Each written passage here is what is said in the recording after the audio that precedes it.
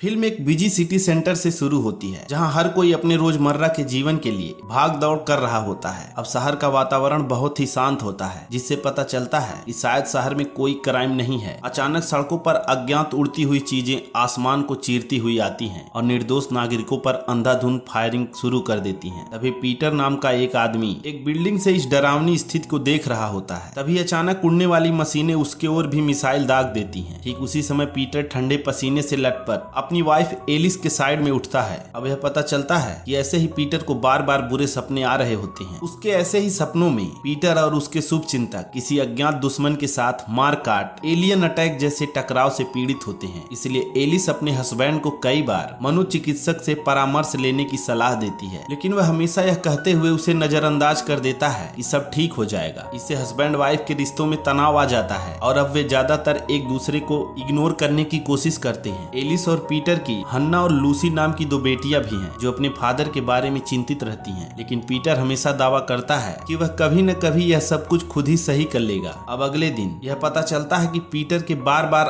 आने वाले बुरे सपनों के कारण उसके घर का माहौल काफी तनावपूर्ण हो जाता है। इसलिए वह हर किसी के मूड को हल्का करने के लिए जॉब पर जाने से पहले पीटर अपने परिवार को शाम को पिकनिक पर ले जाने का वादा करता है, जिससे नन्ही लूसी बहुत उत्साहित हो जाती है। वह एलिस के ऑफिस में उसके प्रमोशन की खुशी में अगले दिन एक पार्टी ऑर्गेनाइज करने का भी दावा करता है। इस शहर की अजीब बात यह होती है कि सभी बच्चे हमेशा घर पर ही रहते हैं, क्योंकि यहाँ कोई स्कूल नहीं है, इसलिए शिक्षा भी ना के बराबर होती है। इसके अलावा ऐसा लगता है कि हर कोई एक दूसरे से बहुत दूर है। हालांकि लोगों में आपस की बातचीत होती है, फिर भी उनमें बहुत ज्यादा मेल मिलाप नहीं रहता है। इसके बाद काम के दौरान पीटर को फिर से अजीब सपने आते हैं, जिससे उसका एक उपकरण टूट भी जाता है। अब जैसे ही वह अपने सपने से बाहर निकलता है और मशीन को ठीक करने की कोशिश करता है, तो उसका बॉस डेविड वहाँ आ जाता है। डेविड एक दयालु और समझदार व्यक्ति है जो पीटर की समस्याओं को पहले से ही जानता है, इसलिए वह भी उसे एक अच्छे हॉस्पिटल में जाने की सलाह देता है। अब पीटर इस बात को नहीं मानता कि उसे कोई बीमारी है, बल्कि वह सोचता है कि यह सब उसके दिमाग की सच्चाई है। वह जो देख रहा है वास्तव में भविष्य में ऐसे ही कोई तबाही होगी जो जल्द ही आकाश से आएगी। हालांकि डेविड उसे चेतावनी भी देता है कि वह उसकी बात माने, नहीं तो काम पर आने की कोई जरूरत नहीं है। अब कुछ ही देर बाद उसे फिर से कुछ अजीब दृश्य दिखाई देते हैं। इनमें से एक में कुछ बंदूकधारी एक इमारत में घुसते हैं और हर किसी को गोली मारना शुरू कर देते हैं। तभी वह अचानक जाग जाता है और परेशानी से उसे एहसास होता है कि वह काम पर ही फिर से सपना देख रहा है। उसे परिवार के साथ बाहर जाने में भी देरी हो जाती है, जिससे उसके बच्चे बहुत निराश हो जाते हैं। इसलिए वह यह सब जंजाल से तंग आकर पीटर आखिर में डॉक्टर को दिखाने का फैसला करता है। अब अगले दिन वह एलिस को बताता है कि उसने पहले ही डॉक्टर के साथ अपॉइंटमेंट बुक कर ली है, जिससे उसे बहुत आश्चर्य और खुशी होती है। इसके बाद क्लिनिक में ही पीटर की मुलाकात क्रिस नाम के एक दूसरे मरीज से होती है, जो बताता है कि उसे भी ऐसे ही सपने आ रहे हैं। फिर वह कुछ अजीब सिद्धांत बताने लगता है, जैसे कोई अपने विचारों को मिटाकर उन्हें कंट्रोल करना चाहता है। ये लोग हिंसक और घातक हैं और वे बहुत जल्द ही पृथ्वी पर आ रहे हैं। पीटर इस बातचीत से बहुत उलझन में हो जाता है, इसलिए वह इसे इग्नोर करना चाहता है, क्योंकि वह हर जगह मानसिक रोगियों से भरी हुई होती है। अब क्रिस के डॉक्टर के पास चले जाने के बाद पीटर को एक और अजीब सपना आता है। इस बार वह सपने में अपने बॉस डेविड और उसका परिवार बंदूकों से लैस होकर शहर में घूम रहे होते हैं। अब कुछ देर बाद पीटर सपने से निकलने के बाद यह निष्कर्ष निकालता है कि उसका सपना एक भविष्य में आने वाले आक्रमण से है, इसलिए वह बिना इलाज के ही क्लिनिक से निकल देता है। अब जब वह घर लौटता है तो एलिस उससे उसके इलाज के बारे में पूछती है और उसे वह सब कुछ सच सच बता देता है। पीटर सोचता है कि वह इन चीजों को देखने के लिए ही बना है और उन पर कुछ जरूर बुरा होने वाला है। इन सभी बकवास से तंग आकर एलिस पीटर को बीच में रोक देती है और उसे पार्टी के लिए तैयार होने के लिए कहती है। हालांकि पार्टी में अजीब बात यह है कि कोई भी कुछ नहीं खा रहा होता है, जैसे कि उन्हें इसकी जरूरत ही ना हो। आगे इसका कारण जानकर आप भी चौंक जाओगे। उधर पीटर भी अजीब हरकतें करता रहता है और लगातार बालकनी पर अपने टेलीस्कोप से आसमान की ओर देखता रहता है। अब जब वह उसका पड़ोसी रे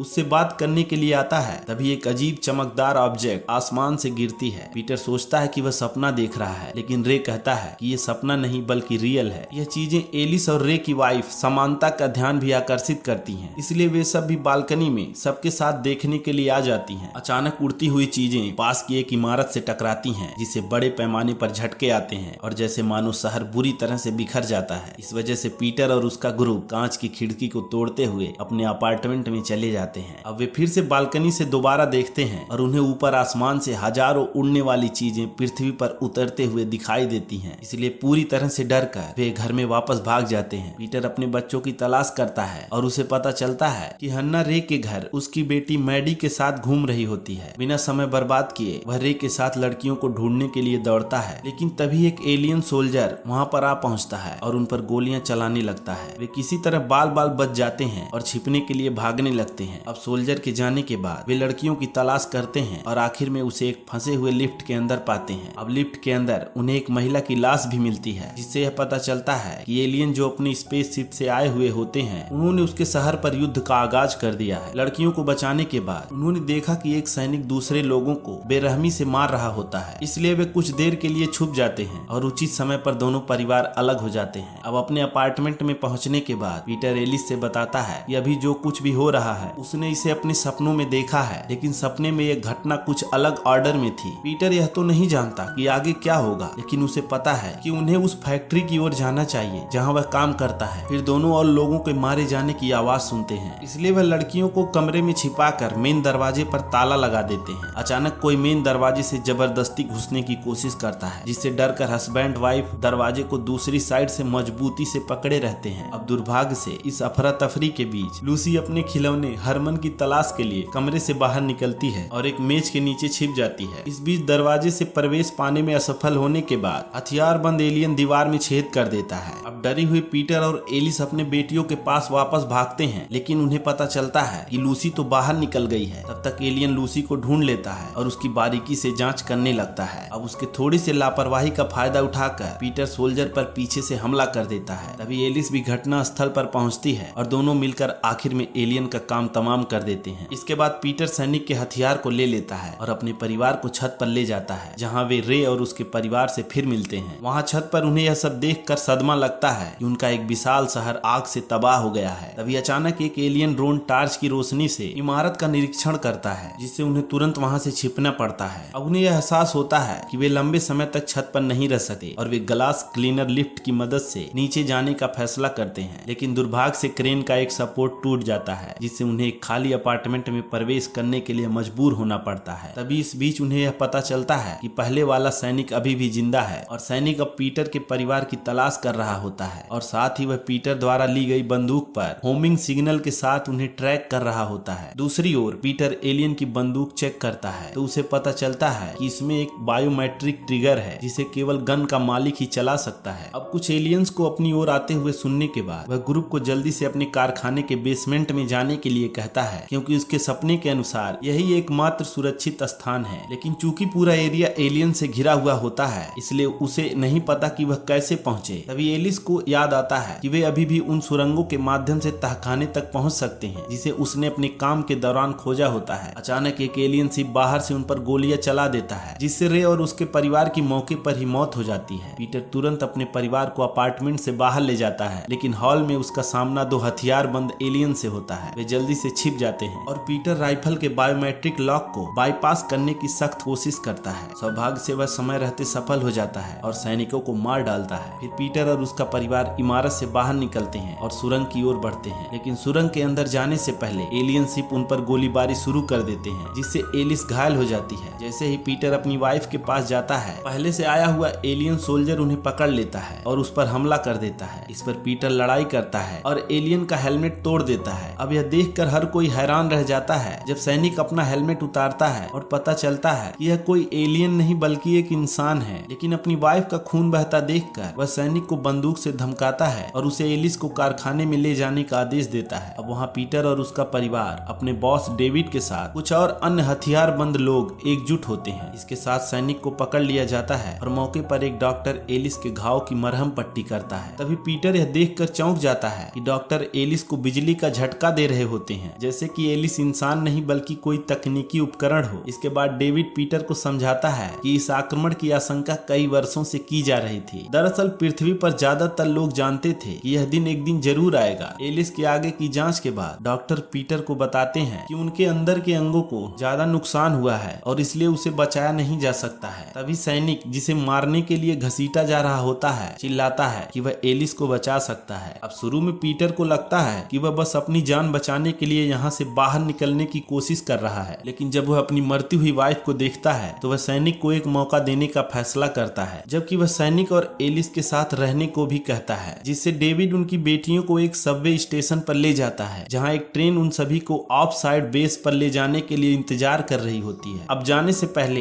बेटियां अपने पेरेंट्स को इमोशनल होकर अलविदा कहती हैं, क्योंकि अब पता नहीं है कि आगे वह जिंदा भी रहेंगी या नहीं। अब कुछ ही देर बाद सैनिक एलिस के घाव को फाड़ देता है और पीटर उसके शरीर के अंदर से कई तारों को देखकर चौंक जाता है। वह घबराकर सैनिक से जवाब मांगता है और उसे आश्चर्य होता है जब सैनिक खुलासा करता है कि एलिस एक आर्टिफिशियल इंटेलिजेंस रोबोट है। इस रहस्य को जानने के बाद पीटर आश्चर्यचकित और अवाक रह जाता है, लेकिन सैनिक उससे पहले कहता है कि वह अगर एलिस को बचाना चाहता है तो उसे पावर के एक दूसरे सोर्स की जरूरत है। पीटर खुद ही है। अब सैनिक के कहने पर पीटर जेब से एक चाकू लेता है और सावधानी से अपनी छाती को काटना शुरू कर देता है, लेकिन गहरा घाव होने के बावजूद भी उसे कोई दर्द महसूस नहीं होता है। इस प्रक्रिया से गुजरने के बाद वह अपने शरीर के अंदर आर्टिफिशियल ऑर्गन्स और तारों को देखता है, जिससे पता चलता है कि वह भी एक आर्टिफिशियल ही है। जैसे ही वह इस रहस्य को समझने की कोशिश करता है, सैनिक एक केबल लेता है और इसे दोनों रोबोट के बीच जोड़ता है, जिससे पीटर बेहोश हो जाता है। अब इस बेहोशी के हालत में वह अपने बार बार आने वाले बुरे सपनों के बारे में विस्तार से अनुभव करता है। उसे यह पता चलता है कि जिसे उसने भविष्य का सपना समझा था वह वास्तव में पिछले टाइम हुए युद्ध की यादें हैं। कई साल पहले इंसानों ने अपनी सेवा के लिए आर्टिफिशियल रोबोट बनाए और आखिर में दुनिया को रहने के लिए एक बेहतर जगह बना दिया। हालांकि रोबोट बहुत स्मार्ट हो गए और उन्होंने इंसानों के समान अधिकारों की मांग करते हुए एक क्रांति शुरू कर दी। वे स्कूल जाना चाहते थे, भावनाएं रखना चाहते थे, एक परिवार बनाना चाहते थे और यहाँ तक कि इंसानों की तरह बच्चे पैदा करना चाहते थे। हालांकि उनके अनुरोध को तुरंत रिजेक्ट कर दिया गया। आगे होने वाली लड़ाई के डर से मानव सेना ने निहत्थे रोबोट्स पर हमला किया और उनमें से कई को मार डाला, लेकिन रोबोट्स ने मुकाबला किया और अपनी बेहतरीन हाईटेक शारीरिक शक्ति और एडवांस दिमाग का उपयोग करके आखिर में इंसानों को पृथ्वी से मिटा दिया। यहाँ तक कि पीटर ने खुद उनमें से एक इंसान को मार डाला। अब यहाँ यह भी पता चलता है किसी मार काट के दौरान पीटर और एलिस की मुलाकात हुई थी। फिर एक दिन इंसानों के खिलाफ लड़ते हुए उनकी मुलाकात हन्ना और लूसी से हुई, जो अपने मरे हुए पेरेंट्स के लिए शोक मना रही होती हैं। लड़कियां रोबोट थीं, लेकिन उन्हें इंसानी पेरेंट्स ने गोद लिया, शायद इसलिए क्योंकि उनके अपने बच्चे नहीं हो सकते थे। इसके बाद आखिरकार इतने सारे इंसानों को मारने के पश्चाताप के लिए पीटर और उनके परिवार सहित अधिकांश रोबोट्स ने युद्ध की अपनी यादों को मिटा दी और अपने इतिहास से अनजान होकर इंसानों के रूप में रहने लगे। हालांकि डेविड जैसे लोगों ने अपनी याददाश्त बनाए रखने का फैसला किया ताकि वे उन इंसानों के लिए तैयारी कर सकें जो बदला लेने के लिए बेकरार हैं। यहाँ हमें यह भी पता चलता है कि जिस क्लिनिक में पीटर पहले गया था वह उन जगहों में से एक है जहाँ रोबोट्स की यादें दबी हुई थी। अब जब कुछ रोबोट्स अपनी यादों के कुछ टुकड़ों को वापस हासिल कर रहे हैं तो उन्हें फिर से वहाँ भेजा जा रहा है। अब जब प्रेजेंट सीन में पीटर और एलिस जागते हैं तो सैनिक उनसे कहता है कि अंतरिक्ष यान पर पृथ्वी से भाग जाने के बाद इंसान मंगल ग्रह पर पहुंचे और अपना बदला लेने के लिए खुद को फिर से एडवांस करने लगे। अपने समय के दौरान बुजुर्गों ने बच्चों को सिखाया कि धरती पर रोबोट भयानक जीव हैं जो केवल लोगों को मारना जानते हैं, और 50 सालों के प्लान के बाद उन्होंने आखिर एडवांस मशीनरी और हथियार बनाए जिनकी मदद से वे उस चीज को फिर से प्राप्त करने के लिए धरती पर वापस आए हैं जो कथित तौर पर इंसानों की थी। हालांकि सैनिक भी हमेशा यही सोचता था कि रोबोट्स तो राक्षस होते हैं, इसलिए उनकी कोई बच्चों वाली फैमिली नहीं होगी। और उस दिन मेज के नीचे लूसी को अच्छी तरह देखने के बाद उसने फैसला किया कि वह किसी को नहीं मार सकता है। अब उसकी यह बात सुनने के बाद पीटर आश्चर्यचकित रह जाता है, लेकिन फिर भी उसने अपनी वाइफ के साथ जाने से पहले मदद के लिए सैनिक को धन्यवाद देता है। लेकिन जैसे ही वे पटरियों पर पहुंचते हैं वे रोबोट्स और इंसानों के बीच हो रही गोलीबारी में फंस जाते हैं। सौभाग्य से रोबोट मजबूती से इंसानों का सामना करते हैं, जिससे पीटर और एलिस उस जगह से भाग सकते हैं और आखिर उस स्टेशन तक पहुंच जाते हैं जहां से ट्रेन छूटने वाली होती है। फिर तभी इंसान वहां भी पहुंच जाते हैं, लेकिन डेविड कुछ चक्कर लगाकर उन्हें पीछे धकेल देता है, जिससे पीटर, एलिस और खुद डेविड ट्रेन में चढ़ जाते हैं। ट्रेन के स्टेशन से निकलने के बाद डेविड खुलासा करता है कि आगामी युद्ध की तैयारी के लिए उसे अपनी याददाश्त बरकरार रखनी थी। यह उसका डिसीजन बहुत बेहतरीन साबित हुआ। इस पर पीटर उसे देखकर धीरे से मुस्कुराता है और आशा करता है किसी दिन इंसान और रोबोटों के बीच शांति जरूर होगी। अब जैसे ही ट्रेन टूटे फूटे शहर से बाहर निकलती है फिल्म समाप्त हो जाती है, जिससे यह सुनिश्चित हो जाता है कि ट्रेन में मौजूद रोबोट्स को अपने अगले कदम की योजना बनाने के लिए पर्याप्त समय मिल चुका है। दोस्तों, आपको यह वीडियो कैसा लगा कमेंट में जरूर बताएं और साथ ही हमारे चैनल फिल्मी फियर को सब्सक्राइब जरूर करें। धन्यवाद।